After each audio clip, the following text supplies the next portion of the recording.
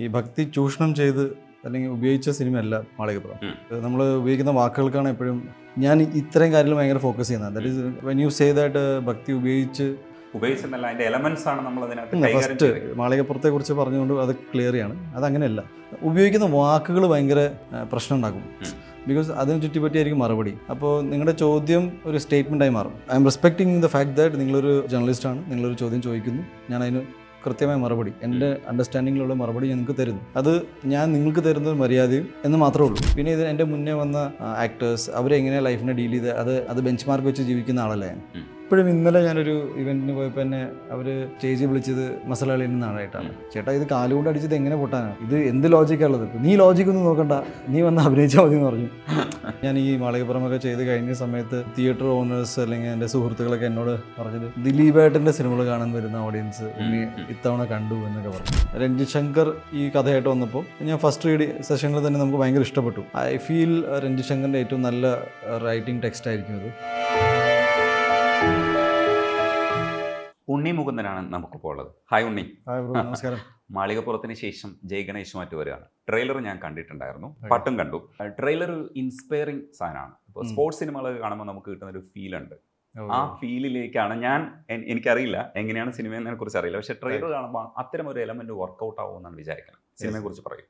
So ഈ മാളികപ്പുറം എന്ന സിനിമയ്ക്ക് ശേഷം ഞാൻ മലയാളത്തിൽ റിലീസ് ചെയ്യുന്ന എൻ്റെ ഒരു സിനിമയായിട്ടാണ് ജയ ഗണേഷ് വരുന്നത്.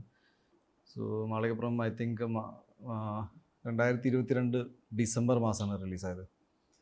23 നമ്മൾ സിനിമകളൊന്നും ചെയ്തു, but in mostly it was reading. Because എനിക്ക് തോന്നിയത് മാളികപ്പുറം എന്ന സിനിമ ഒരുപാട് കാര്യങ്ങൾ സംഭവിക്കുമ്പോഴും അതിൽ ഏറ്റവും എനിക്ക് എൻ്റെ ഫോക്കസ് കൂടുതലും കണ്ടെത്തിയത് ദാറ്റ് ഈസ് മലയാള സിനിമയിലെ ഈ ഫാമിലി ഓഡിയൻസ് ഉണ്ടല്ലോ, അവർക്ക് നമ്മളോടുള്ള ഒരു കൈൻഡ് ഓഫ് ഒരു അഷുറൻസും. ബിക്കോസ് ഞാൻ പൊതുവേ എൻ്റെ life style is more social in terms of നമ്മൾ ജിമ്മിൽ പോവുകയാണെങ്കിലും അല്ലെങ്കിൽ പുറമെ ഔട്ട്ഡോർ ആക്ടിവിറ്റീസ് കുറച്ച് കൂടുതലാണ്. ഞാനിങ്ങനെ ഓരോ മീറ്റിംഗ് കഴിഞ്ഞിട്ട് കഥകൾ കേട്ട് പുറത്ത് പോകുമ്പോഴും ഈ ആൾക്കാരെന്നെ കാണുമ്പോൾ അടുത്ത സിനിമ ഏതാണ്, ഏത് സിനിമകൾ ചെയ്യും, ഇന്നത്തെ സിനിമ ആയിരിക്കില്ലേ, ഒരുപാട് ഓപ്ഷൻസ് ഇങ്ങോട്ട് തന്നെ അവർ പറഞ്ഞില്ല, ഇത്തരം സിനിമകൾ ചെയ്തുകൂടെ. So I just felt that ഒരു moral obligation in terms of നല്ലൊരു സിനിമ തന്നെ ആയിരിക്കണം അടുത്തതും. ബിക്കോസ് പ്രൈമറിലി മാളികപ്പുറം കണ്ട് നമ്മളോട് ഇഷ്ടം തോന്നിയ 2 വിഭാഗം ആൾക്കാരെയാണ് ഞാൻ ഇത്തവണ കണ്ടത്. ദാറ്റ് ഈസ് ഒരുപാട് ചെറിയ കുട്ടികളും ആൻഡ് മുതിർന്ന ദാറ്റ് ഈസ് ഒരു 60+ നിൽക്കുന്ന ഒരു ഓഡിയൻസ് ഉണ്ടായിരുന്നു. ഐ തിങ്ക് ഞാൻ ഈ മാളികപ്പുറമൊക്കെ ചെയ്ത് കഴിഞ്ഞ സമയത്ത് തിയേറ്റർ ഓണേഴ്സ് അല്ലെങ്കിൽ എൻ്റെ സുഹൃത്തുക്കളൊക്കെ എന്നോട് പറഞ്ഞത്, ദിലീപേട്ടൻ്റെ സിനിമകൾ കാണാൻ വരുന്ന ഓഡിയൻസ് ഇത്തവണ കണ്ടു എന്നൊക്കെ പറഞ്ഞു.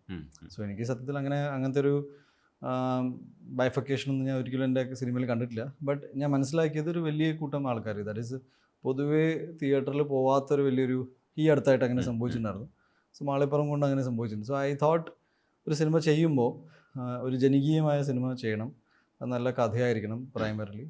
പിന്നെ ഞാനെന്ന ആക്ടറിനെ ഒന്ന് എനിക്കും ഒരു ആക്ടിങ് സൈഡ് എക്സ്പ്ലോർ ചെയ്യാൻ പറ്റുന്ന ഒരു സിനിമ ആയിരിക്കണം. ഇതെല്ലാം ഉൾക്കൊണ്ട് വന്ന ഒരു സിനിമയായിരിക്കും. ആൻഡ് രഞ്ജിത് ശങ്കർ ഈ കഥയായിട്ട് വന്നപ്പോൾ ഞാൻ ഫസ്റ്റ് റീഡ് സെഷനിൽ തന്നെ നമുക്ക് ഭയങ്കര ഇഷ്ടപ്പെട്ടു. അതിനുശേഷം ഞങ്ങൾ 28 ഡ്രാഫ്റ്റുകൾ ഡിസ്കസ് ചെയ്തു, one after the other. Every time ആ കഥ ഇമ്പ്രൂവ് ആയിക്കൊണ്ടേയിരുന്നു. ഐ ഫീൽ രഞ്ജിത് ശങ്കറിൻ്റെ ഏറ്റവും നല്ല റൈറ്റിംഗ് ടെക്സ്റ്റ് ആയിരിക്കും അത്. പുള്ളിക്ക് വേറെ അഭിപ്രായം ഉണ്ടാവും ചിലപ്പോൾ. ഇനി ഡെഫിനറ്റ്ലി ഇത് കഴിഞ്ഞിട്ട് വരാൻ പോകുന്ന സിനിമയായിരിക്കും best. But today at this point Jai ഗണേഷാണ് പുള്ളിയുടെ ഏറ്റവും നല്ല റൈറ്റിംഗ് എന്ന് ഞാൻ വിശ്വസിക്കുന്നു. അതിൽ ഞാൻ ഗണേഷായിട്ട് അഭിനയിക്കുമ്പോഴും ഞാനെന്ന ആക്ടറിനെ ഭയങ്കരമായിട്ട് എക്സ്പ്ലോയിറ്റ് ചെയ്ത സിനിമയാണ്. ലൈക്ക് ഇമോഷണലി ഞാൻ ഭയങ്കര കമ്മിറ്റഡ് ആയിപ്പോയി ആ സിനിമയിൽ. ബിക്കോസ് ഒരു കഥ നമ്മളിങ്ങനെ കേട്ടുകൊണ്ടിരിക്കുകയാണ് constantly over a period of time. And രഞ്ജിത്തിൻ്റെ ഏറ്റവും രസകരമായ ഒരു അപ്രോച്ച് ഞാൻ മനസ്സിലാക്കിയത്, ഞാനുമായിട്ട് ഒരുപാട് സംസാരിച്ചിട്ടുണ്ട് പുള്ളി. ഇങ്ങനെ ഞങ്ങൾ ആൻഡ് സംസാരിച്ച് വേറെ എവിടെയെങ്കിലുമൊക്കെ പോയി പേഴ്സണൽ കാര്യത്തിൽ പോയി തിരിച്ചു വന്നപ്പോഴേക്കും ഒരു 2 ദിവസം കഴിഞ്ഞിട്ട് ഒരു സീനും ഞാൻ പറഞ്ഞ ചില ഏതെങ്കിലും വാക്കൊക്കെ പിടിച്ചിട്ട്, സോ എനിക്കും രഞ്ജിത്തിന് മാത്രം അറിയാവുന്ന ചില പേഴ്സണൽ മൊമെൻറ്റ്, എന്നാൽ ഒറിജിനൽ തോട്ടിനെ ഡിസ്റ്റർബ് ചെയ്യാത്ത രീതിയിലുള്ള റൈറ്റിംഗ് ഉണ്ട് പുള്ളി. ഞാൻ അതിലാണ് is a very good writer എന്ന് പറയുന്നത്. ഇൻകോപ്പറേറ്റ് ചെയ്യണ്ടാവും. എന്നാൽ എനിക്ക് തന്നെ തോന്നിപ്പോവും ഇതെൻ്റെ കാര്യമല്ല, എന്നാലും ഇത് the juice out is from their place. So that's where I felt like ആ റൈറ്റിംഗ് പ്രോസസ്സ് പുള്ളി ഭയങ്കരമായിട്ട് എൻജോയ് ചെയ്തിട്ടുണ്ടെന്ന് വിശ്വസിക്കുന്നു. Then we had a very good team. Technical team ഭയങ്കര സ്ട്രോങ് ആണ്. അതുകൊണ്ട് തന്നെ എനിക്ക് ഒരുപാട് ഫീഡ്ബാക്ക് കിട്ടുന്നത് നല്ല പ്രൊഡക്ഷൻ ക്വാളിറ്റി, നല്ല നല്ല മേക്കിംഗ് ക്വാളിറ്റി, ആൻഡ് നിങ്ങൾ പറഞ്ഞ പോലെ ആ അഡ്രിനലിൻ ഫീലൊക്കെ കിട്ടിയെന്ന് മനസ്സിലാക്കണം. ഒരു ഹാൻഡിക്യാപ്ഡ് അല്ലെങ്കിൽ സ്പെഷ്യലി ഏബിൾഡ് എന്ന രീതിയിൽ പറയുന്ന ഒരു വ്യക്തിയുടെ കഥയാണ്. ആ വ്യക്തിയിലൂടെ നമുക്ക് അഡ്രിനലിൻ റഷ് നിങ്ങൾക്ക് കിട്ടിയെന്ന് നിങ്ങൾ പറയുകയാണെങ്കിൽ എനിക്ക് ഓൾറെഡി ഈ സിനിമയെക്കുറിച്ചുള്ള ഒരു ഫസ്റ്റ് ഫീഡ്ബാക്ക് ആയിട്ട് ഞാൻ ഇതിനെ കാണുന്നത്. തീർച്ചയായിട്ടും യു സീ ദി ഐറണി അല്ലേ? ഞാൻ നിങ്ങൾ പറഞ്ഞപ്പോൾ ഞാൻ അങ്ങനെ ചിന്തിച്ചുകൊണ്ടിരിക്കുകയായിരുന്നു. ഒരു സ്പെഷ്യലി ഏബിൾഡ് ആണ്, അവൻ്റെ ലൈഫിൽ അവൻ ഒരുപാട് അവൻ്റെതായ ഡീമൻസ് അവൻ ഫൈറ്റ് ചെയ്തുകൊണ്ടിരിക്കുന്നുണ്ട്. ബട്ട് ദ വേർഡ് അഡ്രിനലിൻ ഇതുമായിട്ട് മാച്ച് ചെയ്യുമ്പോൾ അല്ലെങ്കിൽ സ്പോർട്സ് മാച്ച് ചെയ്യുമ്പോൾ കഥ ഞാനൊന്നും പറയുന്നില്ല, ബട്ട് ഇമോഷൻ ഓൾമോസ്റ്റ് ടാപ്പ് ചെയ്യുന്നൊരു രീതിയിലാണ് എനിക്ക് ഫീൽ ചെയ്യുന്നത്. തീർച്ചയായിട്ടും ഉണ്ടാവും. സോ ഇത്രയൊക്കെ ഉണ്ട് ഈ സിനിമയിൽ. ഇപ്പോൾ രഞ്ജിത്തിൻ്റെ പാസഞ്ചറിലും പ്രേതത്തിലും അല്ലെങ്കിൽ എല്ലാ സിനിമകളിലും ഒരു ക്യൂരിയസ് എലമെൻറ്റ് ഇങ്ങനെ കൊണ്ടുപോകുന്നുണ്ട്. ഇപ്പോൾ അതോടൊപ്പം തന്നെ ചേർത്ത് വായിക്കേണ്ടത്, ഇപ്പോൾ മാളികപ്പുറം ഹിറ്റാവുന്നത് ഭക്തി അതിനകത്ത് ഉപയോഗിച്ചിട്ടുണ്ടെങ്കിൽ പോലും അതിൻ്റെ തിരക്കഥയാണ്. അതായത് പുറത്തുനിന്ന് വേണമെങ്കിലും ഒരു ഭക്തനല്ലാത്ത ഒരാൾക്ക് സിനിമ കാണാൻ പറ്റും. ഇപ്പം ഞാൻ സിനിമ കണ്ടപ്പോൾ എനിക്ക് ഇഷ്ടപ്പെട്ടതാണ്, ഞാനൊരു ഭക്തനല്ല, പക്ഷേ അതിൻ്റെ തിരക്കഥ അത്രയും സ്ട്രോങ് ആയിരുന്നു. ഒരുപക്ഷെ തിരക്കഥകളാണ് ഇതിനെ ഡ്രൈവ് ചെയ്ത് കൊണ്ടുപോകുന്നത്. മേപ്പടിയാനം ഈ തരത്തിൽ തന്നെ തിരക്കഥയാണ് അതിൽ ശ്രദ്ധിക്കപ്പെടുന്ന സംഗതി എന്ന് പറയുന്നത്. അതുകൊണ്ട് തന്നെ ജയ് ഗണേഷിൽ എനിക്ക് പ്രതീക്ഷയുള്ളത്, ട്രെയിലർ കാണുമ്പോഴും ഞാൻ പ്രതീക്ഷിക്കുന്നതെന്ന് വെച്ചാൽ ഇതിനൊരു ശക്തമായ തിരക്കഥ ഫീൽ ചെയ്യുന്നുണ്ട്. ആ കട്ട്സ് കാണുമ്പോഴും ഇത് വെറുതെ അല്ല, ഒരു സാധനം പറയുന്നുണ്ട്. പിന്നെ നമുക്ക് അനുകൂലമായ ഒരു സാഹചര്യം മിന്നൽ മുരളിക്ക് ശേഷം സൂപ്പർ പവേഴ്സ് നമ്മൾ ഇഷ്ടപ്പെടുന്നുണ്ട്. സത്യത്തിൽ നമുക്കത് നല്ല വളക്കൂറുള്ള മണ്ണാണ്. സൂപ്പർ പവേഴ്സിനെ ഒരുപാട് കണ്ടെത്താൻ പറ്റും. നമ്മൾ ബാലരമ പൂമ്പാറ്റ മുതൽ നമ്മൾ വായിച്ചു തുടങ്ങിയ ഒരുപാട് കഥകളുണ്ട്. പിന്നെ നമ്മുടെ സംസ്കാരത്തിൻ്റെ ഭാഗമായിട്ടുള്ള ഒരുപാട് കഥകളാൽ സമ്പന്നമാണ്. ഇതും ഈ ആംഗിളിൽ കൂടെ ഇതിനെ നോക്കിക്കാണുമ്പോൾ ശരിക്കും അത്തരം ഒരു എക്സ്പ്ലോയിറ്റേഷനും കൂടെ നടത്തി ആണോ തിരക്കഥ എഴുതിയിരിക്കുന്നത്? Okay, I will start with ആദ്യം ഞാൻ ബ്രോനൊന്ന് കറക്റ്റ് ചെയ്യാം. ഈ ഭക്തി ചൂഷണം ചെയ്ത് അല്ലെങ്കിൽ ഉപയോഗിച്ച സിനിമയല്ല മാളികപ്പുറം. സോ നമ്മൾ ഉപയോഗിക്കുന്ന വാക്കുകൾക്കാണ് എപ്പോഴും, ഞാൻ പറയില്ലേ, ഞാൻ ഇത്രയും കാര്യങ്ങൾ ഭയങ്കര ഫോക്കസ് ചെയ്യുന്നത്. That is when you say that ഭക്തി ഉപയോഗിച്ചെന്നല്ല, അതിൻ്റെ എലമെന്റ്സ് ആണ് നമ്മൾ അതിനകത്ത് കൈകാര്യം ചെയ്തത്. മാളികപ്പുറത്തെ കുറിച്ച് പറഞ്ഞുകൊണ്ട് അത് ക്ലിയർ ചെയ്യാണ്. അതങ്ങനെയല്ല. ഈ ഭക്തി എന്ന് പറഞ്ഞ സാധനം ഉപയോഗിക്കാനൊന്നുമില്ല, അത് ഉള്ളതാണ്. അത് because it's an existing ideology. അതിനെക്കുറിച്ചൊരു സിനിമ അല്ലെങ്കിൽ ഒരു കഥ പറയാമെന്ന് പറഞ്ഞാൽ അത് മിസ്യൂസ് ചെയ്യുക എന്നല്ല. ബിക്കോസ് അങ്ങനത്തെ ഒരു വലിയ കമ്മ്യൂണിറ്റി നമ്മുടെ ചുറ്റും ഉള്ളതുകൊണ്ട് അതിനെ ചുറ്റിപ്പറ്റിയൊരു കഥ പറയുക. ഇപ്പോൾ ക്രൈം നടക്കുന്നതുകൊണ്ടാണ് ക്രൈം ത്രില്ലേഴ്സ് വരുന്നത്.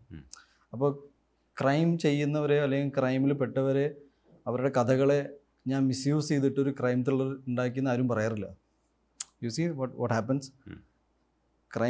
ക്രൈമും ഈ ഭക്തിയും എല്ലാം സൊസൈറ്റിയിൽ ഉള്ള കാര്യങ്ങളുള്ളതുകൊണ്ട് ഈ ടീമിന് ഇതൊരു നല്ല കഥയാണല്ലോ, ഒരു കൊച്ചിന് ശബരിമല പോകണം, പോകുന്ന വഴിക്ക് ഉണ്ടാകുന്ന അനുഭവങ്ങൾ, ഇത്രയേ ഉള്ളൂ മാളികപ്പുറം എന്ന cinema. Okay, that is the first thing. Second, writing ഭയങ്കരമായിട്ട് ഞാൻ മനസ്സിലാക്കുന്നത് സ്ക്രീൻ പ്ലേയിൽ ഭയങ്കര ഫോക്കസ് ചെയ്ത് നിൽക്കുന്ന ഒരാളായിട്ടാണ് രഞ്ജിത്തിനെ ഞാൻ മനസ്സിലാക്കുന്നത്. അതായത് ഒരു കഥ എഴുതി കഴിഞ്ഞിട്ട് 28-29 ഡ്രാഫ്റ്റിന് ശേഷം ഒരു ഡയലോഗ് പോലും മാറുമ്പോൾ ഹീ ഈസ് വെൽ പ്രിപ്പയർഡ്. ഇതിങ്ങനെ ആയിരിക്കണം, ഇങ്ങനെ ആയിരിക്കും, ഇങ്ങനെ ആയിരിക്കാം. ആൻഡ് ഒരു റീസണിങ് ഒക്കെ ഉണ്ട്, ഞങ്ങൾ തമ്മിൽ എപ്പോഴും അങ്ങനെ ഡിസ്കസ് ചെയ്തിട്ടുണ്ട്, ഇതെന്താ ഇങ്ങനെ. So is very clear about it. പിന്നെ ഒരു സിനിമാറ്റിക് ഗ്രാമർ, സിനിമകൾ ഒരുപാട് കാണുന്ന ആളാണ്. ലൈഫ് കുറച്ചും കൂടി ഐ തിങ്ക് ഈസ് മോർ, അത്ര കൊമേഴ്ഷ്യൽ രീതിയിൽ സിനിമയെ കാണുന്നില്ല. അതിലൊരു ആർട്ടിസ്റ്റിക് എലിമെന്റ് എപ്പോഴും ഉണ്ടായിരിക്കണം എന്ന് ആഗ്രഹിക്കുന്ന ഒരാളാണ് രഞ്ജിത്ത് ആസ് എ റൈറ്റർ. അതുകൊണ്ട് ഡെഫിനറ്റ്ലി ഒരു very clean and very Ranjith Shankar movie തന്നെ ആയിരിക്കും Jaya Ganesh. Coming to the element of super hero, ഇത് നമ്മുടെ കൾച്ചറിൽ തന്നെ നമ്മൾ അറ്റ്ലീസ്റ്റ് ഇപ്പോൾ ഞാൻ, ബ്രദർ പറഞ്ഞു you don't believe in it, ഞാൻ ഭയങ്കരമായിട്ട് കുട്ടിക്കാലത്ത് ഇത്തരം കഥകളും അല്ലെങ്കിൽ അനുഭവങ്ങളെക്കുറിച്ച് കേട്ട് വളർന്ന ആളായതുകൊണ്ടും വലിയൊരു കമ്മ്യൂണിറ്റി ഇത്തരം സിനിമകൾ ഇഷ്ടപ്പെടുന്നതുകൊണ്ടും, like you said Minnal Murali, അല്ലെങ്കിൽ ഓൾറെഡി നമ്മൾ Marvel, DC and super hero മൂവീസൊക്കെ ഉള്ളതുകൊണ്ട് this a strong influence of accept ചെയ്യാനുള്ള ചാൻസസ് ഉണ്ട്, കൂടുതലാണ്. ദാറ്റ് ഈസ് ഇങ്ങനത്തെ ഒരു ക്യാരക്ടർ വന്നാലും ഞാൻ കണ്ടിട്ടുണ്ടല്ലോ, അത് ഒരു ഭയങ്കര പുതിയൊരു അനുഭവമായിട്ട് പറയില്ല, ബട്ട് ഞങ്ങൾ എങ്ങനെ പ്രസൻറ്റ് ചെയ്യാൻ പോകുന്നു അതും ഭയങ്കര ഇമ്പോർട്ടൻ്റ് ആണ്. So I think I answered all the questions. ഒരു സ്ട്രെച്ച്ഡ് ഔട്ട് ക്വസ്റ്റ്യൻ ആയതുകൊണ്ട് ഞാൻ ഇങ്ങനെ പറയാണ് ടാപ്പ് ചെയ്തിട്ട്. അതിൽ ഏറ്റവും പ്രധാനപ്പെട്ട ചോദ്യം, ബിക്കോസ് എന്നെ ഞാൻ ഇത്രയും തുടക്കത്തിൽ ക്ലാരിഫൈ ചെയ്തെന്തുകൊണ്ടെന്ന് വെച്ചാൽ ഉപയോഗിക്കുന്ന വാക്കുകൾ ഭയങ്കര പ്രശ്നം ഉണ്ടാക്കും. ബിക്കോസ് അതിനെ ചുറ്റിപ്പറ്റിയായിരിക്കും മറുപടി. അപ്പോൾ നിങ്ങളുടെ ചോദ്യം ഒരു സ്റ്റേറ്റ്മെൻറ്റായി മാറും. ഇഫ് യു സേ ദാറ്റ് ഞാൻ ഭക്തിനെ ഉപയോഗിച്ചു എന്ന് പറഞ്ഞു കഴിഞ്ഞാൽ, ഇല്ല, ഇതിന് മുന്നേ വന്ന നന്ദനം എന്നൊരു സിനിമ ഉണ്ടായിരുന്നു, അങ്ങനെ ഞാൻ ആ സമയത്ത് സിനിമ ഫോളോ ചെയ്യുന്ന ആളായിരുന്നു. അത് അന്ന് എനിക്കറിയാം ഡെഫിനറ്റ്ലി സോഷ്യൽ മീഡിയ ഒന്നും അത്രയും ഇല്ല എന്ന് തന്നെ പറയാം. പക്ഷേ ന്യൂസ് ചാനൽസ് ഉണ്ടായിരുന്നു, പേപ്പർ കട്ടിങ്സ് ഉണ്ടായിരുന്നു, intellectual writings and discussion board ഉണ്ടായിരുന്നു. But they was never mention that way. ആ പെർസ്പെക്റ്റീവ് ഉണ്ടായിരുന്നില്ല അതിന്. അല്ല, റൈറ്റപ്സ് ഉണ്ടായിരുന്നു, പക്ഷേ ആ അർത്ഥത്തിലായിരുന്നില്ല. അങ്ങനത്തെ സിനിമ തന്നെയാണ്. ബിക്കോസ് നിങ്ങൾ നന്ദനത്തിന് നോക്കിയാലും ഇത്, ബിക്കോസ് അന്ന് ബാലമണിക്ക് ഗുരുവായൂരപ്പനെ കാണുന്നുണ്ടായിരുന്നു, ഞാൻ പറയും കല്ലുവിന് അയ്യപ്പനെ കാണണം. സിമ്പിൾ. ഞാൻ പറയണേ ഞങ്ങൾ അവിടുന്ന് ഡിറൈവ് ചെയ്തെന്ന് പറഞ്ഞു കഴിഞ്ഞാൽ നിങ്ങൾക്ക് ആ ടീമിനെ മൊത്തത്തിൽ ഇതേ രീതിയിൽ ക്രൂസിഫൈ ചെയ്യേണ്ടി വരും.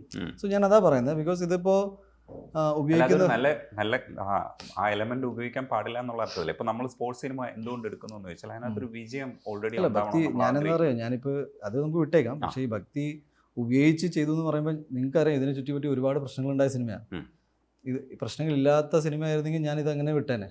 I have to correct you, because നിങ്ങളൊരു പോപ്പുലർ മീഡിയം ഹോൾഡ് ചെയ്യുന്ന ആളായതുകൊണ്ട് നിങ്ങൾ ഉപയോഗിക്കുന്ന വാക്കുകൾ അതൊരു വെറും ചോദ്യമല്ലാതെ ഒരു സ്റ്റേറ്റ്മെൻ്റ് ആയിട്ടാണ് പോയിക്കൊണ്ടിരിക്കുക. ഞാനിത് തലാട്ടി കഴിഞ്ഞാൽ ശരിയാണ്, അവൻ കണ്ടില്ലേ. Why I am answering back is because എനിക്ക് വേണ്ടി ക്ലാരിഫിക്കേഷൻ തരാൻ വേറെ ആരില്ല.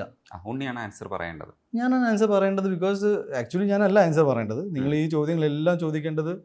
അല്ല, ഇതൊരു സോഷ്യൽ കോസ് അങ്ങനെ അർത്ഥത്തിലല്ല ഞാൻ ചോദിച്ചത്. ഡയറക്റ്റ് ക്വസ്റ്റ്യൻ ആയിരുന്നില്ല അത്. അതിന്റെ ഉള്ളിൽ അങ്ങനെ ഒരു ലെയർ നമ്മൾ ഉപയോഗിക്കും. ഫ്ലേവേഴ്സ് ഉണ്ട്. നമ്മളിപ്പം ഒരു കഥ എടുക്കുമ്പോൾ ഫ്ലേവർ ഉണ്ടാവുമല്ലോ. പക്ഷെ ഞാൻ എന്താ പറയുന്നത്, ഫ്ലേവേഴ്സ് ഉണ്ട്, ഇല്ല എന്ന് ഞാൻ ഡിനൈ ചെയ്യുന്നില്ല. ദാറ്റ് ഈസ്, ഇത് അങ്ങനത്തെ ഒരു സിനിമയാണ്. പക്ഷേ ഇന്ന് ഒരു ഭക്തിപടം എന്ന് പറഞ്ഞാൽ ഒരു മോക്കറി ആയി മാറിക്കഴിഞ്ഞു. ഒരിക്കലും ഒരാൾ എൻ്റെ അടുത്ത് നിങ്ങളൊരു ഭക്തിപടം എടുത്തെന്ന് പറയുമ്പോൾ അത് എന്നെ കോംപ്ലിമെൻ്റ് ചെയ്യുന്ന രീതിയിലല്ല എന്ന് എനിക്ക് വ്യക്തമായിട്ട് അറിയാം. അത് ഇറ്റ് ഇസ് ഫൈൻ. അതൊരു വ്യക്തിക്ക് ഏത് രീതിയിലും സിനിമയെ കാണാം. ഞാൻ പറയും, നമ്മൾ സംസാരിക്കുമ്പോൾ ഞാൻ അതിനൊന്ന് ക്ലാരിഫൈ ചെയ്തതേ ഉള്ളൂ. That is, if you use that term, അത് എനിക്ക് അനുകൂലമായിട്ടല്ല വരിക. അതെനിക്ക് ക്ലിയർ ചെയ്യേണ്ടിയിരിക്കുന്നു. അത്രേ ഉള്ളൂ. ക്ലാരിറ്റി വരുത്താൻ വേണ്ടിയിട്ട് ഞാൻ ചോദിക്കാം. കാരണം എന്ന് വെച്ചാൽ ആ സമയത്ത് ഇപ്പോൾ ഉണ്ണി പറഞ്ഞ ഒരു കാര്യം എന്ന് പറയുന്നത്, ഉണ്ണിയല്ല പ്രൊഡ്യൂസ് ചെയ്തത് ആ സിനിമ. അതുകൊണ്ട് തന്നെ പലതരത്തിലുള്ള ആൻസേഴ്സും ഞാൻ പറയേണ്ടതില്ല. ക്യാരക്ടറായി മാറുന്നു, അത് മറ്റൊരു സംവിധായകൻ ചെയ്യുന്നു, ഒരാൾ എഴുതുന്നു, അതൊക്കെയാണ് ചെയ്യുന്നത്. അതിന് മുമ്പ് മേപ്പടിയാനൊക്കെ ഉണ്ണിയാണ് ചെയ്തേക്കുന്നത്. അപ്പോൾ അതിനകത്താണെങ്കിൽ കുറച്ച് കൂടുതൽ പറയാമായിരുന്നു എന്ന് പറയുന്നുണ്ട്. പക്ഷേ ആ ഡിസ്കഷൻസ് പോകുമ്പോൾ എനിക്ക് തോന്നുന്നു സോഷ്യൽ മീഡിയയിൽ തുറന്ന് അഭിപ്രായം പറയുന്നവർക്ക് ഉണ്ടാവാൻ സാധ്യതയുള്ള ഒരു കാര്യമാണ്. ഉണ്ണി സാധാരണ സ്റ്റാറുകളെ പോലെ ഒതുങ്ങി നിൽക്കുന്നില്ല. അഭിപ്രായം പറയേണ്ട കാര്യങ്ങൾക്ക് കൃത്യമായിട്ട് സോഷ്യൽ മീഡിയയിൽ അഭിപ്രായം പറയുന്നു. ഒരുപക്ഷെ അതുകൊണ്ടായിരിക്കും ഉണ്ണിയെ ഇങ്ങനെ ഐഡൻറ്റിഫൈ ചെയ്യുന്നത്. അല്ലെങ്കിൽ ഉണ്ണിയുടെ അഭിപ്രായങ്ങൾ, ഇപ്പോൾ ബാക്കിയുള്ളവരുടെ അഭിപ്രായങ്ങൾ കൃത്യതയോടുകൂടി അവർ പറയാൻ തയ്യാറാവാറില്ല. പലപ്പോഴും ഒരു PR വർക്കിൻ്റെ ഭാഗമായിട്ട് അത് ഒതുക്കി പിടിക്കാറുണ്ട്. പക്ഷേ ഉണ്ണി അത് ക്ലാരിറ്റിയോടുകൂടി അഭിപ്രായം പറയുന്നുണ്ട്. ഈ അഭിപ്രായം പറയുന്നത് കൊണ്ട് ഉണ്ണിയെടുത്ത് ചോദിക്കേണ്ടി വരുന്നതാ പലതും. കാരണം അഭിപ്രായം ഉള്ളത് കൊണ്ടാണല്ലോ കൃത്യമായി ചോദിക്കാൻ കഴിയുന്നത്. അങ്ങനെ അഭിപ്രായം പറയുന്നത് കൊണ്ടാണോ ഉണ്ണി ഇങ്ങനെ ഈ കോർണർ ചെയ്യപ്പെടുന്നതോ, ഇല്ലെങ്കിൽ ഒരു പ്രത്യേക പൊളിറ്റിക്കൽ പാർട്ടിയുടെ ഭാഗമായിട്ടൊക്കെ ചേർത്തൊക്കെ പറയാനൊക്കെ? ഞാൻ അഭിപ്രായം പറയുന്നതുകൊണ്ട് നിങ്ങൾ ചോദ്യം ചോദിക്കുന്നതല്ല. ചോദ്യം ചോദിക്കുമ്പോൾ ഞാൻ അഭിപ്രായമല്ല, എൻ്റെ മറുപടി. I think I am being respectful to you. ഇപ്പോൾ ചേട്ടൻ എന്നോട് ഒരു 2-3 ചോദ്യം ചോദിച്ചോളൂ, എനിക്ക് അഭിപ്രായം പറയാൻ താല്പര്യമില്ല എന്ന് പറഞ്ഞു കഴിഞ്ഞാൽ പിന്നെ പ്രത്യേകിച്ച് ഇവിടെ സംസാരിക്കാനൊന്നുമില്ല.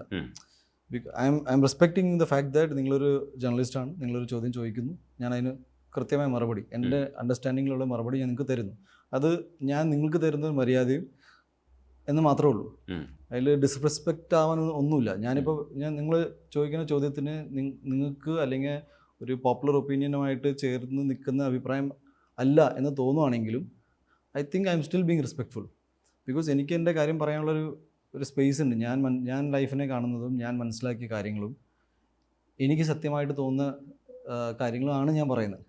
ഇതിൽ ഞാൻ ഒരു കാര്യം പോലും ഇങ്ങനെ ഇന്നത് പറഞ്ഞു കഴിഞ്ഞാൽ എനിക്കും അറിയാലോ, എനിക്ക് ഈ ചോദ്യം നമുക്ക് ഡിസ്കസ് ചെയ്യേണ്ട പറയേണ്ടത് കഴിഞ്ഞാൽ ഇതിലിപ്പോൾ ഒന്നും സംഭവിക്കാൻ പോകുന്നില്ല. എന്ന് വെച്ചാൽ ഞാൻ എൻ്റെ അഭിപ്രായം പറഞ്ഞതുകൊണ്ട് ഡെഫിനറ്റ്ലി ഞാൻ ഭയങ്കര ഒരു ഒപ്പീനിയൻ ഓറിയൻറ്റഡ് ആളാണെന്ന് പോലുമില്ല. ഈ ഒരു ഇൻ്റർവ്യൂ അല്ലെങ്കിൽ ഈ ഒരു സ്പേസ് ഇതിന് വേണ്ടിയിട്ടാണെന്നാണ് ഞാൻ വിശ്വസിക്കുന്നത്. അതല്ല ഉണ്ണി വെറുതെ പോയിട്ട് ഓരോ കാര്യങ്ങളും പറയുന്നു. എൻ്റെ അടുത്ത് ഒരുപാട് പേര് ചോദിക്കാൻ തന്നെ, നിനക്കിത് വേണ്ടാന്ന് വെച്ചൂടെ? ഞാൻ പറഞ്ഞു, തെറ്റായ കാര്യങ്ങളാണ് പറഞ്ഞുകൊണ്ടിരിക്കുന്നത്. I read that silence is a sign of acceptance.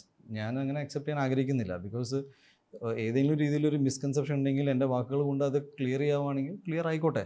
Definitely ഒരുപാട് പേർക്ക് ഒരുപാട് പ്രശ്നങ്ങൾ ഫീൽ ചെയ്യുന്നുണ്ട്, അവനിന്ന് അങ്ങനെ പറയാം. അത് പോപ്പുലർ ഒപ്പീനിയൻ അല്ലാത്തതുകൊണ്ട് മാത്രമാണ്, തെറ്റായ കാര്യം പറയുന്നതുകൊണ്ടല്ല. ഒരുപാട് പേർക്ക് അത് കേൾക്കുമ്പോൾ അല്ല നിങ്ങൾ അടിച്ചേൽപ്പിക്കുകയാണ്, ഇതിൽ ഹിന്ദുത്വമുണ്ട്, ഇതിൽ അതുണ്ട്, ഇതിൽ എവിടേക്കോ ഇരിക്കുന്ന ഓരോ ആൾക്കാർ എന്തോ പറഞ്ഞ കാര്യങ്ങൾ ഞാൻ എന്തിനു അക്സെപ്റ്റ് ചെയ്യണം? ബിക്കോസ് നിങ്ങൾ തുടക്കത്തിൽ പറഞ്ഞ പോലെ ഞാൻ ഈ പടത്തിലെ നായകൻ മാത്രമാണ്. നായകൻ എന്ന് പറഞ്ഞാൽ സെക്കൻഡ് ഹാഫിൽ വരുന്നൊരു ഒരു ക്യാരക്ടറാണ്. സത്യത്തിൽ ഈ പടത്തിലെ മെയിൻ ആർട്ടിസ്റ്റ് ഞാനല്ല. മെയിൻ ആർട്ടിസ്റ്റ് ദേവൻ എന്ന് പറഞ്ഞ കുട്ടിയാണ്. ഞാനൊരു ചൈൽഡ് ഫിലിമിൽ അഭിനയിച്ച, ഞാൻ വേണമെങ്കിൽ എങ്ങനെയും കൊണ്ടുപോകാൻ എനിക്ക്. But I take the ownership is because I feel അതെൻ്റെ സിനിമയാണ്. ഞാനതിൽ ഫസ്റ്റ് ഹാഫിൽ വന്നോ സെക്കൻഡ് ഹാഫിൽ അഭിനയിച്ചോ എന്നല്ല, ഞാനിതിനെ എൻ്റേതായ സിനിമയായിട്ട് കാണുന്നു. ഞാൻ പ്രൊമോട്ട് ചെയ്യാൻ ഇറങ്ങുമ്പോൾ ഞാൻ ബിക്കോസ് എൻ്റെ പ്രൊഡ്യൂസറിനെ ഞാൻ എഴുതി കൊടുത്തിട്ടുണ്ട്, ഞാൻ ഈ സിനിമ നിങ്ങൾക്ക് വേണ്ടി പ്രൊമോട്ട് ചെയ്യും ഇത്ര ദിവസം.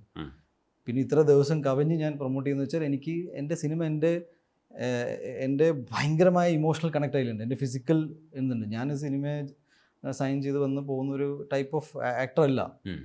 അങ്ങനെ ചെയ്യുന്നവരും തെറ്റൊന്നുമില്ല. മേടിക്കുന്ന പൈസയ്ക്ക് അത്രയും ജോലി അങ്ങനെയും ആവും. ഞാൻ ആ പ്രോസസ്സ് പൂർണ്ണമായിട്ട് എൻജോയ് ചെയ്യുന്ന ഒരാളാണ്. എൻ്റെ ടെക്നീഷ്യൻ എൻ്റെ സുഹൃത്തുക്കളായിട്ടാണ് ഞാൻ കാണുന്നത്. അങ്ങനെ ഒരുപാട് ഒരു ഇമോഷണൽ ലെയർ ഇതിന് ബാക്കിലുണ്ട്. പിന്നെ എപ്പോഴും ഒരു ഇമോഷണൽ ഔട്ട് ബേസ്റ്റ്, അതായത് എൻ്റെ ഭാഗത്തു നിന്നുണ്ടായ ഇമോഷണൽ ഔട്ട് ബേസ്റ്റ്, അല്ലെങ്കിൽ ഞാൻ ഉപയോഗിക്കാൻ പാടില്ലാത്ത ഭാഷയിൽ സംസാരിച്ചതും അല്ലെങ്കിൽ വേണ്ടാത്ത കാര്യങ്ങൾ സംഭവിച്ചതെല്ലാം ഐ തിങ്ക് ബിക്കോസ് ഇതൊരു വൺ ഓഫ് ഇൻസ്റ്റൻസ് അല്ല. ഇതിങ്ങനെ തുടർച്ചയായിട്ട് ഇങ്ങനെ വന്നുകൊണ്ടിരിക്കുകയാണ്. ഒരിങ്ങനെ നറേറ്റീവ്സിനെ ബിൽഡ് ചെയ്ത് I started to feel that വെറുതെ ജസ്റ്റ് ചെയ്തത് എന്താണ്, ഒരു നല്ല സിനിമ ചെയ്തു. അതൊരു മോശപ്പെട്ട സിനിമയായിരുന്നെങ്കിലും ഞാൻ വിചാരിച്ചത് മോശം സിനിമയായിപ്പോയി. എനിക്ക് ആ സിനിമയെ വെറുതെ ഉപേക്ഷിക്കാൻ ഒരു കാരണം പോലും ഇതുവരെ ഉണ്ടായിട്ടില്ല, ഇതുവരെ. I will stand by it because പിന്നെ ചില കാര്യങ്ങൾ ചെയ്തെടുക്കാൻ ചില രീതികളുണ്ടാവും.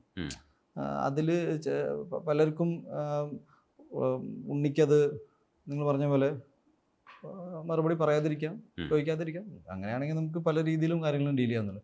പിന്നെ ഇതിന് എൻ്റെ മുന്നേ വന്ന ആക്ടേഴ്സ് അവരെങ്ങനെയാണ് ലൈഫിനെ ഡീൽ ചെയ്ത് അത് ബെഞ്ച് മാർക്ക് വെച്ച് ജീവിക്കുന്ന ആളല്ലേ. ലൈഫിൽ ഒരുപാട് ഇപ്പം ഞാൻ മലയാള സിനിമയിൽ വന്നിട്ട് എത്രാമത്തെയോ ചിലപ്പോൾ ഒരു 50 വർഷം അപ്പുറത്ത് ഉണ്ണിമുകുന്ദൻ ചിലപ്പോൾ എക്സിസ്റ്റ് ചെയ്യില്ല മലയാള സിനിമയിൽ. It's okay. ഞാനെന്ന് പറയാം, അല്ലെങ്കിൽ ചിലപ്പോൾ ഞാൻ ഭയങ്കര അറിയപ്പെടുന്ന ഒരു നടനായി മാറും. വാട്ട് എവർ ഇറ്റ് ഈസ്, ഞാൻ അത് കണ്ടിട്ടല്ല ലൈഫ് നോക്കുന്നത്. ഞാൻ എന്ന വ്യക്തി പഠിച്ച് വളർന്ന സാഹചര്യങ്ങളും എൻ്റെ സുഹൃത്തുക്കളും എൻ്റെ ടീച്ചേഴ്സ് എൻ്റെ കമ്മ്യൂണിറ്റി എൻ്റെ എൻവയോൺമെൻറ്റ് എല്ലാവരും എന്നെ മോൾഡ് ചെയ്തിട്ടുണ്ട്. മലയാള സിനിമ എന്നെ മോൾഡ് ചെയ്തിട്ടുണ്ട്. സിനിമയിൽ വന്നതിന് ശേഷം ഞാൻ മാറിയിട്ടുണ്ട്. മനസ്സിലായോ? അപ്പോൾ ഇത് പെട്ടെന്ന് ഉണ്ടാകുന്ന ഒരു മാറ്റവും കാര്യങ്ങളും അല്ല. ഞാൻ ഒരു ഇൻഡസ്ട്രിയിൽ വന്നത് എനിക്കങ്ങനെ പ്രത്യേകിച്ച് സിനിമ എന്താണെന്ന് പോലും അറിയാത്ത ഒരാളായിരുന്നു. സിനിമകൾ ഞാൻ തിയേറ്ററിൽ കാണുന്നു, എനിക്ക് ഇഷ്ടപ്പെടുന്നു, ഇത് കൊള്ളാലോ എന്ന് തോന്നുന്നു, അതിന് ചേസ് ചെയ്ത് ഞാൻ എൻ്റെ ലൈഫ് സ്റ്റോറി കുറച്ച് വേറെയാണെന്ന് ഞാൻ വിശ്വസിക്കുന്നത്. And it's very personal. അപ്പോൾ എനിക്ക് പൂർണ്ണമായൊരു സ്വാതന്ത്ര്യമുണ്ട് ഇത് എങ്ങനെ ഡീൽ ചെയ്യണമെന്ന്. And I can stand for myself. ഞാൻ പറയുന്നത് എനിക്കങ്ങനെ എന്താ പറയുക, എല്ലാവർക്കും ഇഷ്ടപ്പെടുന്ന രീതിയിൽ ചില കാര്യങ്ങൾ പറയും. ഇപ്പോൾ ഈ ഉണ്ടാകുന്ന വിവാദങ്ങളും അല്ലെങ്കിൽ ഞാനൊരു പർട്ടിക്കുലർ പാർട്ടിയാണോ അതാണോ ഇതാണോ വാട്ട് എവർ ഇറ്റ് ഈസ്, നിങ്ങൾ കേട്ടതും കേൾക്കാത്തതും എല്ലാം ഇത് കഴിഞ്ഞൊരു 3-4 വർഷം മുന്നേ തുടങ്ങിയ കാര്യങ്ങളാണ്. അല്ലാതെ പ്രത്യേകിച്ചൊന്നുമില്ല. ഞാനിവിടെ വന്നിട്ട് ഇപ്പോൾ 12 വർഷമായി. ഇപ്പോൾ ഒരു സുപ്രഭാതത്തിൽ എന്നെ ഇതിലേക്ക് വലിച്ച് ഇടുകയോ ചെയ്യണേ, അല്ലാതെ ഞാനായിട്ട് പ്ലാൻഡ് ആയിട്ട് അങ്ങനെയാണെങ്കിൽ എനിക്കിത് വന്ന കാലം മുതൽ ചെയ്യാലോ. എന്താ പറയുക, ഇതൊരു സീസണൽ ട്രെൻഡാണ്. കുറച്ച് കാലം സോഷ്യൽ മീഡിയ കത്തി നിൽക്കും, അപ്പോൾ അത് കുറേ ആൾക്കാർ വരും. ഇപ്പോൾ ബോംബെ മാർച്ച് 12-നകത്ത് വരുമ്പോൾ അന്ന് തന്നെ ശ്രദ്ധിക്കപ്പെട്ടൊരു നടനായി മാറി. അവാർഡുകളൊക്കെ തേടിയെത്തുന്നത് ആ തരത്തിൽ ഒരു പുതുമുഖ താരം വരുമ്പോൾ നമ്മൾ ആഘോഷിക്കായിരുന്നു മലയാള സിനിമ. അത് കഴിഞ്ഞിട്ട് പല സിനിമകളും വന്നെങ്കിലും ഈ മല്ലു സിംഗ് ആണ് ശരിക്കും ഒരു ബെഞ്ച് മാർക്ക്, അല്ലെങ്കിൽ നമ്മളൊരു ട്വിസ്റ്റ് എന്നൊക്കെ പറയുന്നത് സെറ്റ് ചെയ്തത്. ഈ പലപ്പോഴും ഉണ്ണിയെ കാണുമ്പോഴൊക്കെ ആ കഥാപാത്രത്തെ ഓർക്കാതെ, ഇപ്പം മാളികപ്പുറമൊക്കെ നമ്മൾ ആഘോഷിക്കുമ്പോഴും ഉണ്ണി എന്ന് പറയുന്ന ഒരാളിനെ നമ്മൾ ഏറ്റവും കൂടുതൽ കണ്ട് സന്തോഷിച്ച പടങ്ങളിൽ ഒന്നാണ് ഈ മല്ലു സിംഗ്. അത് ഇപ്പോഴും നമ്മുടെ മനസ്സിനകത്ത് നിൽപ്പുണ്ട്. അപ്പോൾ അതിൽ നിങ്ങളുടെ ഒരു കോംബോ, കുഞ്ചാക്കോയുടെ ഒരു കോംബോയും ഡാൻസും ഒക്കെ നമ്മുടെ മനസ്സിനകത്ത് തന്നെ നിൽപ്പുണ്ട്. പിന്നെ അതിൻ്റെ ഒരു കളർ ഉണ്ടല്ലോ, ഭയങ്കര രസമുള്ള ബ്രൈറ്റ് ആയിട്ടുള്ള പടങ്ങൾ കാണാൻ നമുക്ക് ഭയങ്കര ഇഷ്ടമാണ്. ഇപ്പോൾ ബ്രോഡ് ആഡിയൊക്കെ വരുമ്പോൾ നമ്മൾ ഇതിൻ്റെ ഒരു കളർ കണ്ടിട്ട് ഇങ്ങനെ അന്താളിച്ചിരിക്കുകയായിരുന്നു. ആ പടത്തിനെ കുറിച്ച്, ആ പടത്തിൻ്റെ ഒരു ഇപ്പോഴും ഉണ്ടാവുമല്ലോ ഉണ്ണിയുടെ മനസ്സിൽ അതിൻ്റെ ഒരു സന്തോഷമൊക്കെ. So Mallu Singh again career മാറ്റിമറിച്ച സിനിമയായിരുന്നു. മല്ലു സിംഗിനെ കുറിച്ച് എനിക്ക് ഒരുപാട് ഓർമ്മകളുണ്ട്, നല്ലതും മോശപ്പെട്ടതും, അങ്ങനെ good will stick on to the good ones. അപ്പോൾ എനിക്ക് ഭയങ്കര ഇഷ്ടമാണ് ഇത്തരം കളർഫുൾ സിനിമകൾ. ദാറ്റ് ഈസ് ഒരു ഹീറോയിസം, സ്ക്രീനിൽ ഹീറോയിസം കൊണ്ടുവരുന്ന സിനിമകൾ. അതിൻ്റെ ഗ്രാമറൊക്കെ ഉണ്ടല്ലോ, ഇപ്പോൾ വൈശാഖേട്ടൻ്റെ ടേക്കിങ്സും അതൊക്കെ. പക്ഷേ അത്തരം സിനിമകൾ ഒരു കാലഘട്ടത്തിൽ, ദാറ്റ് ഈസ് എനിക്കൊന്നൊരു 10 വർഷത്തോളം പിന്നീട് മലയാള സിനിമയിൽ അങ്ങനത്തെ സിനിമ എപ്പോഴെങ്കിലുമൊക്കെ ലാൽ സാർ, മമ്മൂക്ക, അല്ലെങ്കിൽ ഒരു പോയിന്റ്, ഒരു പൃഥ്വി പിന്നെ ഒരു പോയിന്റിൽ ടോട്ടലി നിർത്തി വെച്ചിട്ടുണ്ടായിരുന്നു. ഇപ്പോൾ കടുവ തൊട്ടാണ് I think he got back to it. അപ്പോൾ മമ്മൂക്ക, ലാലേട്ടൻ ഇത്തരം സിനിമ ചെയ്ത് പിന്നെ ആരും അങ്ങനത്തെ സിനിമ ചെയ്യാതെയായി, അങ്ങനത്തെ സിനിമകളില്ലാതെയായി. എനിക്ക് സക്സസ് കിട്ടിയത് അങ്ങനത്തെ സിനിമയിലൂടെയാണ്. അപ്പോൾ നമ്മുടെ ഒരു ജോണറിലുള്ള ഒരു സിനിമയാണ്, അത് വെച്ചിട്ട് ബിൽഡ് ചെയ്യാന്ന് വെച്ചപ്പോൾ അങ്ങനത്തെ കാറ്റഗറി തന്നെ ഇല്ലാതായി പോയി. ദാറ്റ് ഈസ് ആക്ഷൻ ഷൂട്ട് ചെയ്യാൻ ഒരു ഡയറക്ടർ ഇല്ലാതായി പോയി. ഞാൻ പറഞ്ഞു ഈ ടൈപ്പ് ഓഫ് ആക്ഷൻ, മല്ലു സിംഗിലെ ഒരു ആക്ഷൻ എനിക്ക് ഇപ്പോഴും ഓർമ്മയുണ്ട്. ആ ഒരു ഹാൻഡ് പമ്പ് വെച്ചിട്ട് പൈപ്പ് വെച്ച് കാലുകൊണ്ട് അടിക്കണമെന്ന് ഷോട്ടുണ്ട് എൻ്റെ എൻട്രിയിൽ. അപ്പം ഞാൻ വൈശാഖേട്ടനോട് ചോദിച്ച്, വൈശാഖേട്ടൻ എന്നോട് ചൂടായിട്ടുണ്ട്, ചേട്ടാ ഇത് കാലുകൊണ്ട് അടിച്ചത് എങ്ങനെ പൊട്ടാനാണ്, ഇത് എന്ത് ലോജിക്കാണുള്ളത്, ഇപ്പം നീ ലോജിക്കൊന്നും നോക്കണ്ട, നീ വന്ന് അഭിനയിച്ചാൽ മതി എന്ന് പറഞ്ഞു. അപ്പം ഞാൻ പറഞ്ഞു, അപ്പം ഞാൻ എങ്ങനെയാണ് ഇത് ചവിട്ടി, എനിക്ക് തോന്നണ്ടേ, ഫീൽ ചെയ്യണല്ലോ. അപ്പം എനിക്ക് ക്യാമറാമാൻ ഷായിച്ചേട്ടൻ എന്ന് പറഞ്ഞിട്ടുണ്ടായിരുന്നു, ഉണ്ണി ഇത്രയേ ഉള്ളൂ, നീ അടിച്ചത് പൊട്ടെന്ന് വിചാരിച്ചിട്ട് അടിക്കുന്നു പറഞ്ഞു. You think that way, because ഈ ടൈപ്പ് ഓഫ് സിനിമ കുറച്ച് മേക്ക് ബിലീഫാണ്, ബുദ്ധിമുട്ടുള്ള കാര്യങ്ങളാണ്. ബിക്കോസ് ടെക്നീഷ്യനും തന്നെ ഇത് വേറെ രീതിയിലാണ് കൺസീവ് ചെയ്യുന്നത്. നടന്മാർക്ക് അതിനേക്കാട്ടും ബുദ്ധിമുട്ടാണ്, ബിക്കോസ് ഇതൊരിക്കലും നടക്കില്ല എന്നറിയാം. ഒരാൾ അടിക്കുമ്പോൾ ഇത്രയും തെറിച്ചു പോകില്ല. പക്ഷേ നമ്മുടെ സിനിമയുടെ മാജിക് അവിടെ കിടക്കുന്നുണ്ട്. ഉണ്ണി, നീ ഒന്നത് കൂടെ മനസ്സിലാക്കി കൂടുതൽ ചോദ്യം ചോദിക്കാതെ ഈ ഒന്ന് ഗൈഡൻസ് ഫോളോ ചെയ്ത് ഈ സിനിമ നിനക്ക് വേറൊരു എക്സ്പീരിയൻസ് ആയിരിക്കും. ഡെഫിനറ്റ്ലി ആ പ്രോസസ്സിൽ ഞാൻ ഭയങ്കരമായിട്ട് എൻജോയ് ചെയ്തത്. പിന്നീട് അത്തരം ഡയറക്ടേഴ്സ് വളരെ ചുരുക്കം പേരാണ് വന്നത്, ബിക്കോസ് എല്ലാവരും കുറച്ച് റിയലിസ്റ്റിക് സിനിമകളിലേക്ക് പോയി, സ്വഭാവം മാറി. അപ്പോൾ എന്നെ പോലൊരു നടൻ അങ്ങനെ ഒരു സിനിമയിലൂടെ സക്സസ് വന്നപ്പോൾ പിന്നെ പുതിയ ടൈപ്പ് ഓഫ് സിനിമയിലേക്ക് എനിക്ക് പോകേണ്ടി വന്നു. എന്നെ അങ്ങനെ കണ്ടിട്ട് ആൾക്കാർക്ക് വേറെ രീതിയിൽ ഞാൻ ട്രാൻസിറ്റ് ഇത് പോകുന്നത് തുടക്കത്തിൽ അത്രയും വർക്കായില്ല. പിന്നെ ഇറ്റ് വാസ് കൈൻഡ് ഓഫ്, എന്താ പറയുക, ഞാനും ഭയങ്കര മോട്ടിവേറ്റഡ് ആയിരുന്നില്ല. ഒരു സിനിമ ചെയ്യണമെന്ന് ആഗ്രഹം ഉണ്ടായിരുന്നു, സിനിമ ചെയ്യാൻ പറ്റി, ഇനി കരിയർ എങ്ങനെ കൊണ്ടുപോകണമെന്ന് ഞാൻ ചിന്തിച്ചിട്ട് പോലുമില്ല. ഞാൻ നടനായിട്ട് കണ്ടിന്യൂ ചെയ്യും, അല്ലെങ്കിൽ തുടർന്ന് സിനിമകൾ ചെയ്യുമെന്ന് ഞാൻ തീരുമാനിച്ചത് വിക്രമാദിത്യൻ സിനിമ ചെയ്യുമ്പോഴാണ്. അതിനു മുന്നേ ഒരു എനിക്ക് വലിയ, ഞാൻ ഈവൻ ലൊക്കേഷനിൽ ഇരുന്നിട്ട് ലാൽച്ചേട്ടനോട് പറയുന്നുണ്ട്, ഈ ദുൽഖറും വേറൊരു ആക്ടർ വെച്ചിട്ട് നിങ്ങൾ ചെയ്യും, ഞാനതിൽ അസിസ്റ്റൻറ്റ് ഡയറക്ടർ അസോസിയേറ്റ് ആയിട്ട് വർക്ക് ചെയ്യാം, ബിക്കോസ് എനിക്ക് ഇവൻച്വലി ഞാൻ അതിലേക്ക് പോകാൻ ആഗ്രഹിക്കുന്ന ആളാണ്. പിന്നെ എന്തിനാണ് അപ്പോൾ ഒരു ദിവസം, 2 ദിവസം, 3-ാം ദിവസം പറഞ്ഞപ്പോൾ ഇപ്പോഴും അത് തന്നെയാണ് തീരുമാനം എന്ന് പറഞ്ഞ് ഈ പടത്തിൽ അഭിനയിച്ചേക്കാന്ന് പറഞ്ഞിട്ട് അങ്ങനെ പോയി അഭിനയിച്ച ആളാണ്. മനസ്സിലായി. അപ്പോൾ അതിലും എനിക്ക് മസലാലിൻ്റെ എന്നൊരു വിളി കേൾക്കാനും താല്പര്യം ഉണ്ടായിരുന്നില്ല. പക്ഷേ അഗെയിൻ ഞാൻ പറയട്ടെ, എന്നെ മല്ലു സിംഗ് ആയിട്ട് ആൾക്കാർ വിളിക്കുന്നുണ്ട് ഇപ്പോഴും. ഇന്നലെ ഞാനൊരു ഇവൻറ്റിന് പോയപ്പോൾ എന്നെ അവർ സ്റ്റേജിൽ വിളിച്ചത് മസലാലിൽ നിന്നാണായിട്ടാണ്. ഇതൊക്കെ ഞാൻ ചെയ്ത കഥാപാത്രങ്ങളുടെ പേരാണെന്ന് ഓർക്കുമ്പോൾ എനിക്ക് ഒരുപാട് സന്തോഷമുണ്ട്. അതിലൊരു കാര്യം കൂടെ ഉള്ളത്, പണ്ട് കാലഘട്ടത്തിൽ നമ്മൾ അമീർ ഖാനെയും സൽമാൻ ഖാനെയും കണ്ട് സന്തോഷിച്ചിരുന്ന ഒരു സമൂഹത്തിന് ഇവിടെ ആരും ഉണ്ടായിരുന്നില്ല ആ പറയുന്ന രീതിയിൽ. അവിടെയാണ് ശരിക്കും നമുക്ക് എല്ലാവർക്കും അത്രയും ഭംഗിയുള്ള ഒരു ശരീരമുള്ള സൗന്ദര്യമുള്ള ഒരാളിനെ കിട്ടുന്നത്. എന്നെ അങ്ങനെ ഇൻഡസ്ട്രി ഇതിനെ വെച്ച് അപ്രീഷിയേറ്റ് ചെയ്തിട്ടില്ല. അല്ല, സത്യത്തിൽ അതാണ് നമ്മുടെ മനസ്സിനകത്ത്. അത് പക്ഷെ അതിനെ അങ്ങനെ അങ്ങ് അക്സെപ്റ്റ് ചെയ്യാൻ സത്യത്തിൽ ചിലർക്കൊക്കെ അസൂയ ഉണ്ടായിട്ട് അങ്ങനെ അങ്ങ് അക്സെപ്റ്റ് ചെയ്യാൻ പറ്റിയിട്ടില്ല. ഐ തിങ്ക് ഒരു ഇൻഡസ്ട്രി ഫംഗ്ഷൻ ചെയ്യുന്ന രീതി ഭയങ്കരമാണ്. ഞാൻ ഒരിക്കലും സിനിമയിൽ കയറാൻ വേണ്ടി ജിമ്മിൽ പോയിട്ടില്ല. എൻ്റെ പ്രോബ്ലം എന്ന് വെച്ചാൽ എൻ്റെ അടുത്ത് ഒരുപാട് തവണ, ദാറ്റ് ഈസ് കഴിഞ്ഞ 10 വർഷം ടിൽ മേപ്പടിയാൻ, ഞാൻ മേപ്പടിയാന് വേണ്ടിയിട്ടാണ് ഈ ആരോഗ്യം കുറിച്ച് മാറ്റി വെച്ചിട്ട് ഒന്ന് ആ ക്യാരക്ടർ അങ്ങനെ ആയാൽ നന്നായിരിക്കുന്നു. എനിക്ക് വിഷ്ണു എന്നൊരു ജസ്റ്റിഫിക്കേഷൻ വർക്കായി. അതുവരെ എൻ്റെ അടുത്ത് ഇതെന്തിനാണ് എന്ന്, അല്ലെങ്കിൽ ഒരു റെഡിക്യൂൾ ചെയ്യുന്ന രീതിയിൽ, കളിയാക്കുന്ന രീതിയിൽ മാത്രമേ എല്ലാവരും പറഞ്ഞിട്ടുള്ളൂ. അതിൻ്റെ കുട്ടികളുടെ മുഖവും ഭയങ്കര ശരീരവും ഇങ്ങനെ ഭയങ്കര ഒരു വേറെ രീതിയിലാണ് സംസാരിച്ചുകൊണ്ടിരുന്നത്. ഞാൻ അന്നും പറഞ്ഞു ഇതും ബോഡി ഷേമിങ് ആണെന്ന്. എപ്പോഴും മെജോറിറ്റി ഉള്ള സ്ഥലത്ത് മാത്രമേ അത് സെല്ലാവുള്ളൂ. ഒരുപാട് പേര് വണ്ണമുള്ള ആൾക്കാരുള്ളത് കൊണ്ട് ബോഡി ഷേമിങ് പെട്ടെന്ന് സെറ്റാവും. ആ.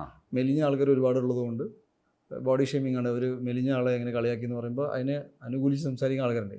ഇൻഡസ്ട്രിയിൽ തന്നെ കുറച്ച് പേര് ഉള്ളതുകൊണ്ട് എനിക്ക് തോന്നുന്നു ഇൻഡസ്ട്രിയിലെ സകല ജിമ്മിൽ പോകുന്ന എല്ലാ പിള്ളേരും നായകൻ്റെ സൈഡിൽ നിൽക്കുന്ന പിള്ളേരായിട്ടും അല്ലെങ്കിൽ ഗുണ്ടകളായിട്ട് മാറിപ്പോകുന്ന ടൈമായിരുന്നു. ഞാനെന്തോ അപൂർവ കേസാണ്. പിന്നീട് of course there are other actors who have done it. പക്ഷേ ഈ കോൺസ്റ്റൻ്റ്ലി ഇങ്ങനെ ഒരു ഇമേജ് വെച്ചിട്ട് എങ്ങനെയൊക്കെയോ പിടിച്ചു തന്നെ ഞാൻ വിശ്വസിക്കുന്നത്. ബിക്കോസ് എൻ്റെ അടുത്ത് ഒരുപാട് പറഞ്ഞിട്ടുണ്ട്. പക്ഷേ what I felt is that അതൊരു ഒരാളുടെ ഞാൻ അപ്പോഴും എനിക്കുള്ള സംഭവം വെച്ചാൽ എൻ്റെ ഐഡൻറ്റിറ്റി കളഞ്ഞിട്ടുള്ള ഒരു ഗ്രോത്ത് ഇൻ ടേംസ്. ഞാൻ എപ്പോഴും മനസ്സിലാക്കിയത് ഒരാളുടെ സൈക്കിയും ഫിസിക്കും തമ്മിൽ ബന്ധമില്ല. ഒരു ആരോഗ്യമുള്ളൊരു വ്യക്തിക്ക് ഇമോഷൻസ് വരില്ല എന്നൊക്കെ പറയുന്നത് ചുമ്മാ ഒരു പേരിന് പറയാം. ദാറ്റ് ഈസ് ഭയങ്കര സ്റ്റിഫാണ്. ആക്ച്വലി മസിൽസ് ഒക്കെ കൂടി കഴിഞ്ഞാൽ ബോഡി ഭയങ്കര ഫ്ലെക്സിബിൾ ആവുക ചെയ്യുക. സ്റ്റിഫ്നെസ് എന്താണെന്ന് പോലും അറിയാതെയാണ് ഇങ്ങനെ.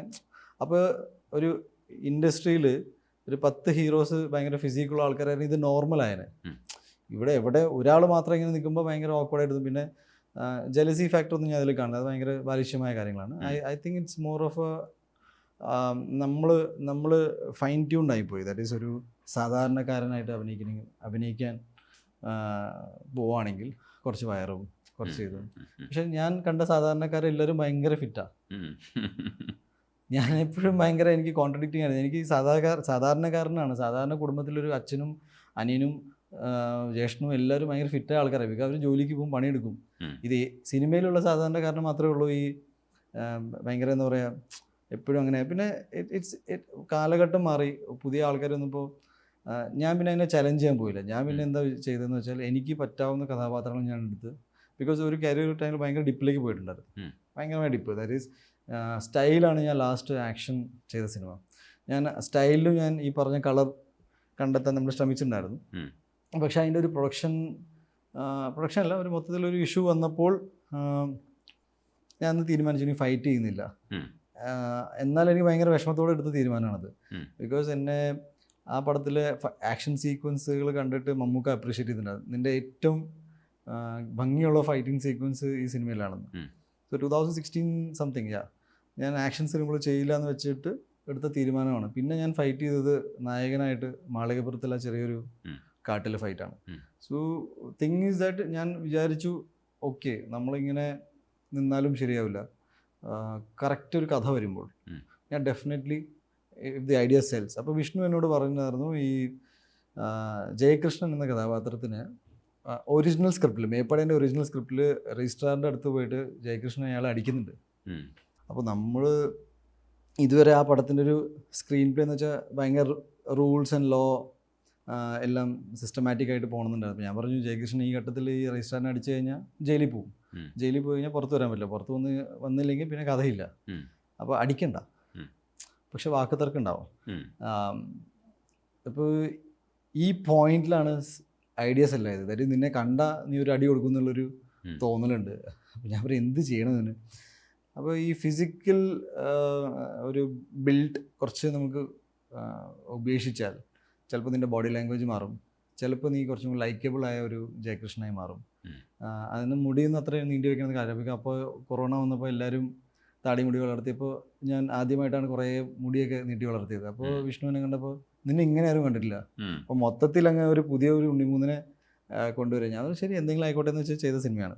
So what I am trying to say that ഇങ്ങനെ കഥാപാത്രങ്ങളുടെ പേരിലൂടെ ഭയങ്കര സക്സസ് കിട്ടിയിട്ടുണ്ട്. പക്ഷേ എൻ്റെ ലൈഫിലെ അയർണി എന്ന് വെച്ചാൽ ഞാൻ ഈ സിനിമകളും ഇപ്പോൾ മല്ലു സിംഗ് ഞാൻ തിയേറ്ററിൽ കണ്ടിട്ടില്ല. ദാറ്റ് ഈസ് ഞാൻ പറഞ്ഞു ചെറിയ പിണക്കൊക്കെ ഉണ്ടായിരുന്നു എനിക്കന്ന്. എനിക്ക് മനസ്സിലാവാത്തതുകൊണ്ട് ഞാനിങ്ങനെ പിണങ്ങി പോയിട്ടുണ്ട്. എനിക്കന്ന് 24 വയസ്സാണ്. സോ ഞാൻ തിരിച്ച് ഷൂട്ട് കംപ്ലീറ്റ് ചെയ്യും, പിന്നെ ഗുജറാത്തിൽ പോകും. അങ്ങനെ 9 മാസം കഴിഞ്ഞിട്ട് തിരിച്ചു വന്നപ്പോഴാണ് ഞാൻ അറിഞ്ഞ ഈ മല്ലു സിംഗ് കൂടെ ഭയങ്കര ഹിറ്റാണെന്ന്. പിന്നെ എവിടെ പോയാലും ആൾക്കാർ മല്ലു സിംഗ് എന്ന് വിളിക്കുമ്പോൾ ഞാൻ പറഞ്ഞു ഇത് ശരിക്കും വലിയ ഹിറ്റാണല്ലോ പടം. മനസ്സിലായ ഞാൻ 1-2 പോസ്റ്റേഴ്സ് കണ്ടിട്ടുണ്ട്. ദാറ്റ് ഈസ് മലയാള സിനിമയിൽ ഉണ്ണി പിറന്നു അങ്ങനെ. അപ്പോൾ അന്ന് എനിക്ക് മലയാളം അങ്ങനെ വായിക്കാറില്ല കൃത്യമായിട്ട്. അപ്പോൾ ഞാൻ ചോദിച്ചിട്ടുണ്ട് ഇത് എന്താ സംഭവം എന്ന് വെച്ചപ്പോൾ എല്ലാവരും എന്നെ ആശ്ചര്യത്തോടെ നോക്കിയിട്ടുണ്ട്, ഈവൻ നമ്മളെ കളിയാക്കുന്നത്. ബിക്കോസ് പിന്നീട് it took me some time. എൻ്റെ ലൈഫിൽ ഏറ്റവും വലിയ ഹിറ്റ് സിനിമ എന്ന് പറയുകയാണെങ്കിൽ മാളികപ്പുറമാണ് ലാസ്റ്റ് ഏറ്റവും ഒരു ജനകീയമായിട്ട് എൻ്റെ മല്ലു സിംഗ് ഓഡിയൻസിന്, എനിക്ക് മല്ലു സിംഗിൻ്റെ ഓഡിയൻസിന് ഒരിക്കൽ കൂടി തിയേറ്ററിൽ വന്ന സിനിമ മാളികപ്പുറമാണെന്ന് പറയാം. പക്ഷെ അതിൽ അയ്യപ്പൻ എന്ന കഥാപാത്രമായിട്ട് വന്നപ്പോൾ ഞാൻ കേട്ടത് എൻ്റെ ഒരു സംഭവമുണ്ട്. നമ്മൾ ഇനി ഭാവി വരാൻ പോകുന്ന തലമുറ എന്നെ ആയിരിക്കും അയ്യപ്പനായിട്ട് കാണാൻ പോകുന്നത്. ഞാനത് ഭയങ്കര ഒരു എന്താ പറയുക, നിങ്ങളെല്ലാവരും മസ്ലയിൽ നിന്നും മല്ലൂസിൽ നിന്ന് വിളിച്ച പോലെ തന്നെ ഇനി അയ്യപ്പാന്ന് വിളിച്ചു കഴിഞ്ഞാലും എനിക്ക് ഭയങ്കര സന്തോഷമായിരിക്കും. ആ ലാഘവത്തോടെ പറഞ്ഞ കാര്യങ്ങളൊക്കെ ഈ പറഞ്ഞ സംഭവം ദാറ്റ് ഈസ് ഈ പോർലി കാര്യങ്ങൾ മനസ്സിലാക്കാതെ എല്ലാം ഇതൊരു വിവാദമാണെന്നും ഇതൊരു സിനിമ ഇറ്റ് വാസ് കെയോട്ടിക് എന്ന് വെച്ചാൽ എനിക്ക് ഒരു പോയിന്റ് കഴിഞ്ഞിട്ട് ടൂ മച്ച് ആയിപ്പോയി. അതിൻ്റെ ഒരു ആഫ്റ്റർ എഫക്റ്റ് കൂടിയായിരുന്നു മാളികപ്പുറം കഴിഞ്ഞിട്ട് ഒരു നീണ്ട ബ്രേക്ക് എന്ന് വെച്ചാൽ. ബിക്കോസ് പേഴ്സണലി എനിക്ക് തോന്നി ഇത് ടൂ മച്ച് ആണെന്ന്. ഈ സ്പേസ് ഉണ്ടല്ലോ, ഈ സോഷ്യൽ മീഡിയ സ്പേസ് ആർക്കും എന്തും ഏത് രീതിയിലും പറയാം, വ്യാഖ്യാനിച്ചെടുക്കാം, അതിനൊരു ബ്രേക്ക് ഇല്ല എന്ന് മനസ്സിലായപ്പോൾ ഐ തോട്ട് എനിക്ക് ചെയ്യാവുന്ന ഏറ്റവും ബെസ്റ്റ് കാര്യം എന്ന് വെച്ചാൽ എൻ്റെ അടുത്ത സിനിമ, അടുത്ത ബെറ്റർ പ്രൊജക്റ്റ്, അടുത്ത ഇനിയും ഇതിനേക്കാളും മികച്ച ഒരു ബെറ്റർ പെർഫോമൻസ് അതിലേക്കൊക്കെ ഫോക്കസ് ചെയ്യാൻ പറ്റുവാണെങ്കിൽ നന്നായിരിക്കും. അതിന് എൻ്റെ ടീമിന് എനിക്ക് താങ്ക്സ് എന്ന് പറയുന്നത് വെച്ചാൽ അവരെല്ലാവരും നമ്മുടെ കൂടെ ഇരുന്നിട്ട് സ്ക്രിപ്റ്റുകൾ വായിക്കാൻ തുടങ്ങി. ഒരുപാട് സ്ക്രിപ്റ്റ് വായിച്ചു, ഒരുപാട് that was a very engaging time. That is ഒരു ഹിറ്റ് സിനിമ വന്നതിന് ശേഷം നമുക്ക് ഇമ്മീഡിയറ്റ്ലി ഒരു 5-6 പടം ചെയ്തു പോകാം. We thought why not do something. അപ്പോൾ എനിക്കിപ്പോഴും സന്തോഷമുണ്ട്. ഞാൻ തിരഞ്ഞെടുത്ത സ്ക്രിപ്റ്റ് അതൊരു സിനിമ ആക്കാമെന്ന് തീരുമാനമെടുത്തപ്പോൾ അതിപ്പോൾ ഒരു ക്യൂരിയോസിറ്റി ഉണ്ടാക്കിയെന്ന് പറഞ്ഞു. അത് തന്നെ നമുക്ക് ഭയങ്കര സന്തോഷമാണ്. ബിക്കോസ് ഏത് സിനിമ ചെയ്യണം, ഓഡിയൻസിനെ എൻഗേജ് ചെയ്യാൻ പറ്റുന്ന സിനിമ ചെയ്യണം എന്ന് മാത്രമേ ഉണ്ടായിരുന്നുള്ളൂ. So I think